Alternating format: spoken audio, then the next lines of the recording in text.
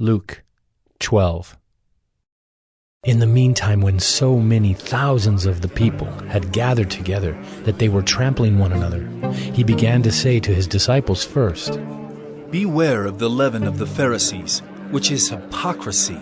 Nothing is covered up that will not be revealed, or hidden that will not be known. Therefore, whatever you have said in the dark shall be heard in the light, and what you have whispered in private rooms shall be proclaimed on the housetops. I tell you, my friends, do not fear those who kill the body, and after that have nothing more that they can do. But I will warn you whom to fear. Fear him who, after he has killed, has authority to cast into hell. Yes, I tell you, fear him. Are not 5 sparrows sold for 2 pennies? And not one of them is forgotten before God. Why, even the hairs of your head are all numbered. Fear not. You are of more value than many sparrows.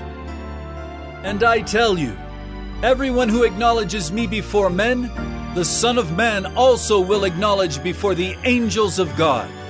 But the one who denies me before men will be denied before the angels of God. And everyone who speaks a word against the Son of Man will be forgiven. But the one who blasphemes against the Holy Spirit will not be forgiven.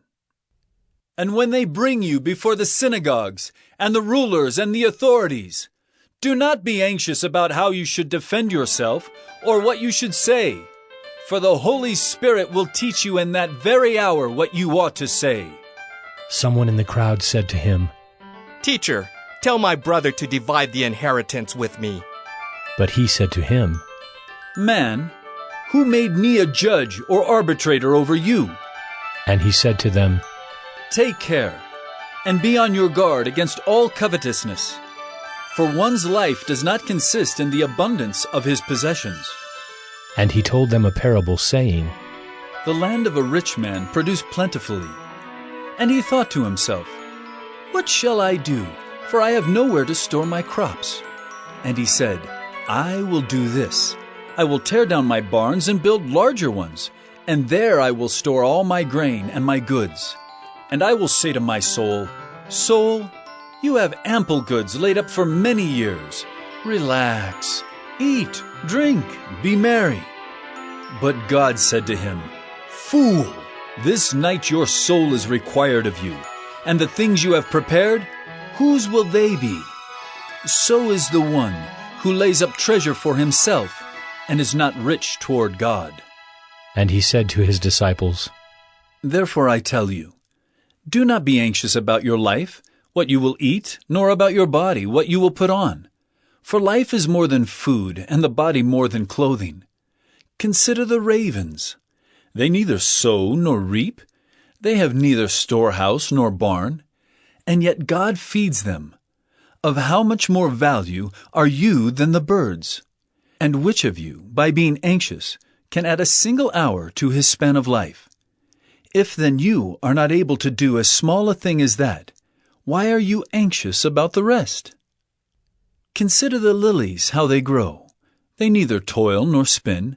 Yet I tell you, even Solomon in all his glory was not arrayed like one of these. But if God so clothes the grass, which is alive in the field today and tomorrow is thrown into the oven, how much more will he clothe you, O you of little faith? And do not seek what you are to eat and what you are to drink, nor be worried, for all the nations of the world seek after these things, and your Father knows that you need them. Instead, seek his kingdom, and these things will be added to you. Fear not, little flock, for it is your Father's good pleasure to give you the kingdom. Sell your possessions and give to the needy. Provide yourselves with money bags that do not grow old, with a treasure in the heavens that does not fail, where no thief approaches and no moth destroys. For where your treasure is, there will your heart be also. Stay dressed for action and keep your lamps burning, and be like men who are waiting for their master to come home from the wedding feast, so that they may open the door to him at once when he comes and knocks. Blessed are those servants whom the master finds awake when he comes.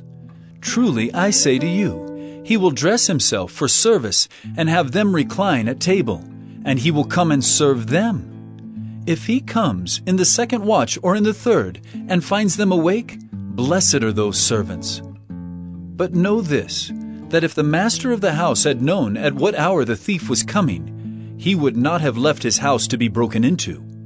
You also must be ready, for the Son of Man is coming at an hour you do not expect.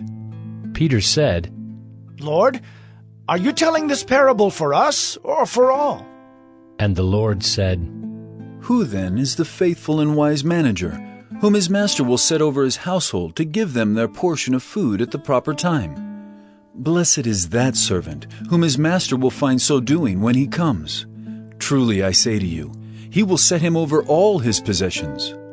But if that servant says to himself, My master is delayed in coming, and begins to beat the male and female servants, and to eat and drink and get drunk, the master of that servant will come on a day when he does not expect him, and at an hour he does not know, and will cut him in pieces and put him with the unfaithful. And that servant who knew his master's will, but did not get ready or act according to his will receive a severe beating. But the one who did not know and did what deserved a beating will receive a light beating. Everyone to whom much was given, of him much will be required, and from him to whom they entrusted much, they will demand the more. I came to cast fire on the earth, and would that it were already kindled. I have a baptism to be baptized with, and how great is my distress until it is accomplished. Do you think that I have come to give peace on earth? No, I tell you, but rather division. For from now on, in one house there will be 5 divided, 3 against 2, and 2 against 3. They will be divided, father against son, and son against father, mother against daughter, and daughter against mother, mother-in-law against her daughter-in-law, and daughter-in-law against mother-in-law. He also said to the crowds, When you see a cloud rising in the west, you say at once, A shower is coming, and so it happens. And when you see the south wind blowing, you say, There will be scorching heat, and it happens. You hypocrites! You know how to interpret the appearance of earth and sky, but why do you not know how to interpret the present time?